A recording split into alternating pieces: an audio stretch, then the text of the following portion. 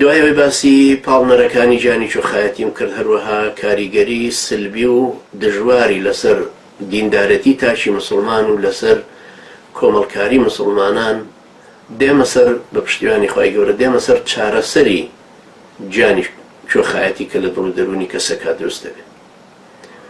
یەکەمین شتێک پابەندبوونە بە سیرە و سونەتی پێغەمبەری خوا عەلەیهی سەڵات وسەلام بۆ خواناسینەوە بە شێوەیەکی ڕاست. بێگومان لە هەموو شتێکە لە هەموو نەخۆشی و خەلەلێک و لاسەنگیەکمانە پێویستیمان بەوە هەیە یەکتری بیر بخینەوە لەسەر نیەت پاکی. نیەت پاکی ئەگەر ببێ بە کاری ڕۆژانەمان وەک چۆن ئەڵێن بسم الله الرحمن الرحیم یەکتر بیر بخینەوە لەسەر نیەتی پاک غولومانتیان نەکرد. ئەوەندە ضروریە خاصەتەن لەم زەمانێ. لەبەرەوە ضروریە لە سەرەتاوە بڵێن کە چارەسەری هەموو نەخۆشیەکانی دینداری نیەت پاکبوون و خۆساغکردنەوەی بۆ خوای پەروەردگار بۆ دینەکەی لێبڕانە بۆ دینەکەی. ئەمەش بە چیە بێ؟ بە پەروەردەبوونەوە، بە ئیعادەی پەروەردەبوونەوە، بە داڕشتنەوەی شەخسیەتی خۆت، بە مراجعکردنەوەی هەڵس و کەوتی خۆت، دید و تەسەوراتی خۆت دەربارەی سیرە و سونەتی پێغەمبەری خوا عەلەیهی سەڵات وسەلام. سەیری ئەم سەحابە بەڕێزانە کە خوای گەورە چۆن پەروەردەی کردو. خوای گەورە فەرمانی پێدان کە مادام لە خزمەت پێغەمبەرە نازدارەکەیان عەلەیهی سەڵات وسەلام لا تەرفەعوا ئەصواتەکم فەوقە سەوتی النەبی، دەنگتان لە دەنگی ئەو بەرز نەکەن. کە جەنابی لە ماڵەوەیە لەو دیو دیوارە بانگی نەکەن إن الذين ينادونك من وراء الحجرات أكثرهم لا يعقلون. هەر عەقڵیان پێ ناشکێ جنا ئەوە لە دەرەوە بانگن ناکەن. کە لە خزمەتتان ناڕۆنە بۆ ماڵی خۆیان حتا یەستەئذینوک، داوای ئیجازە لێکن ئەنجا ڕۆن. ئەم سەحابیە بەڕێزانە ئاوا پەروەردە. ئەم سەمع و تاعەیەش ئاوا بۆ ئەبوو بەکری سیدیق دەربڕا، ئاوا بۆ عومەری کوڕی خەتاب دەربڕا، ئاوا بۆ قوتەیبەی کوڕی مسلیمی باهیلی دەربڕاوە کە چۆتە سەر حدودی سین، ئاوا دەربڕاوە بۆ تابعین و تابعی تابعین و ئاواش هاتووە بە ئومەتی ئیسلام. پێغەمبەری خوا عەلەیهی سەڵات وسەلام لەسەر مینبەر بۆ ڕۆژی جومعە فەرمووی دانیشە. سەحابیەک لە دەرەوە ئەڕۆیشت بەرەو مزگەوت گوێی لە دەنگەکە بوو دانیشت لە شوێنی خۆ. کاتی نوێژ هات نوێژەکەی هەر لەوێ کرد و دانیشت. پێغەمبەری خوا عەلەیهی سەڵات وسەلام تەشریفی هێنایە دەرەوە بینی لەوێ دانیشت. فەرموو بۆچی دانیشتووی؟ عەرزی کرای پێغەمبەری خوا گوێم لێ بوو جەنابەت فەرمووت دانیشە. دانیشتم وتم نەوەکە. پێغەمبەری خوا عەلەیهی سەڵات وسەلام ئاڕاستی منی کرد بێ چاوم لە دەستی نەبوو بێ ئاگام لەوە نەبوو بکە بزات لەگەڵ منی.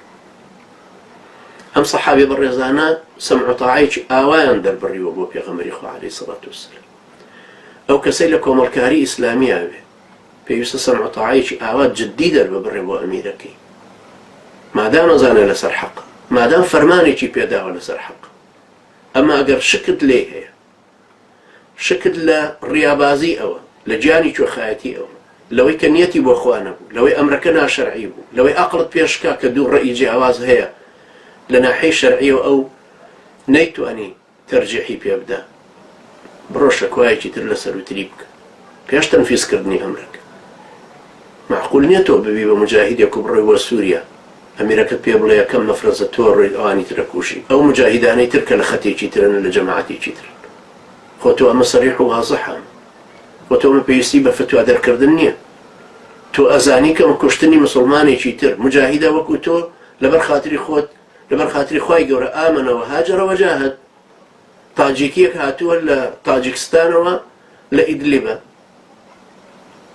ئەمیرێک چۆن نەتوانێت بە تۆ بڵێ تۆ لە حیزبێکی ترای لە تەنظیمی دەولەی لە قاعیدەی لە ئەحرار الشامی لە جەیش الئیسلامی پێت بڵێ بڕە با بڕێن مەفرەزە بچینە سەریان بیان کوشین، ئەمانە ڕەبتن بە ئەمریکا، ئەمانە ڕەبتن بە بەشار ئەسەدەوە بە حیزب الله. ئەمە کەی حجە؟ تۆ چۆن نەتوانی بچیتە سەر ئینسانێکی تری مسلمان و بیکوشی؟ خۆ ڕۆحی تۆ لە ڕۆحی ئەو مهمتر نییە، تێگەیشتنی تۆ بە وەحی نییە، تێگەیشتنی ئەویش بە وەحی شەیتان بێت. هەروەها لە هەموو ڕێیەکی تری ئیشکردنە. کابرایکی ئەمیریە گرت و پێ دەڵێ جائیزە ببی بە پێشمەرگە بڕۆیتە ئەو جەبهەیە و لەژێر ئاڵای کوفرە شەڕ بکەی، بەچی دەلیلەکەی چێ لەسەرەوە؟ حجەکەی وەیەکی ئەڵە وەڵام مەلا سەید ئەحمەد چووە، جا بۆ ئەمە بێ بە دەلیل هەتاکو تۆ بچی ببی بە پێشمەرگە بە دوای ئەوە. وەڵا حجەتەکە دەوێت وڵای حاجی بیلال وتێتی جائیزە، حاجی بیلال وتێتی 1500 پێشمەرگەمان ئامادەیە و چاوەڕێی فەرمانی سەرۆک بارزانین. ئەی بۆ چاوەڕێی سەرۆک پێغەمبەر ناکەی عەلەیهی سەڵات وسەلام؟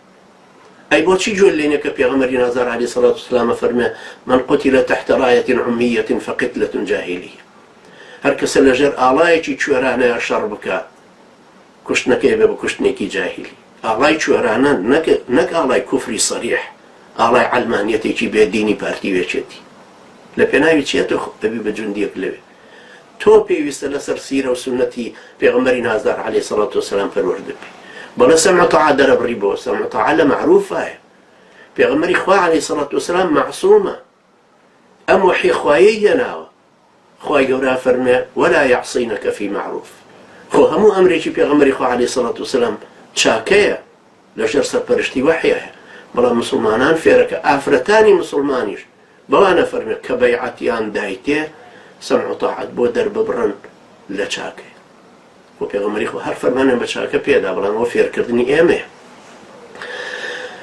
وەختێک لەسەر سیرە و سونەتی پێغەمبەری نازدار عەلەیهی سەڵات وسەلام پەروەردە ئەبین ئەزانین ئەو کاتە مەسئولیەتی شەرعی خۆمان چییە تۆ مەسئولیەتی خۆت مەگۆڕەرەوە بۆ من مەڵێ من ڕەوتەوانێک و مامەسەکرەکارم زۆر خۆشەوە و پیاوێکی سادق و سەرڕاستە و عالم و ئەم وەسفانەی کە ئەیکەی بڵێ دەلیلەکەی بە قووەت بڵێ دەلیلەکەی تێگەیشتووم بڵێ ئەو دەلیلەی ئەو قسەی ئەو کردوێتی بە دەلیلەکەی بینیومە لە مەزهەبەکەی خۆمە بینیومە لە سیرەی سەحابەیە بینیومە لە فڵانشتە ئەمە لە بوخاریایە ئەمە لە مسلیمایە ئەمە تەفسیرەکەی ئاوا کردووە ئاوا لێی تێبگە بۆی مەسئولیەتی خۆت هەڵگری چونکە خوای گەورە فەرمێوە كلهم آتيه يوم القيامة فردا هەموویان تاک گەڕێنەوە بۆ لای خوای پەروەردگار تاک یعنی من لە قیامەتە کە تۆ بینم هەر ڕاکەم لێ تۆ ڕەوتەوان چییە من لە دەست دایک و باوک و کوڕ و کچ و خێزانی خۆم و برا و خوشک و لەدەست هەموویان ڕاکەم بۆ یەکێ نەڵێ خێرێکم بدەرێت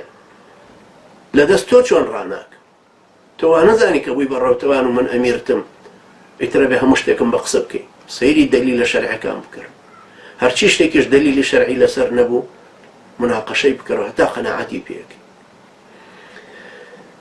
ئەمە چارەسەری یەکەمە گەڕانەوە بۆ سیرە و سونەتی پێغەمبەر صلی الله علیه وسلم بۆی لەوە فێر بین عبودیەتمان بۆ خوای گەورە ببنیەتە پاکەکەمان لە سیرە و سونەتی پێغەمبەریش عەلەیهی سەڵات وسەلام شت فێر ببین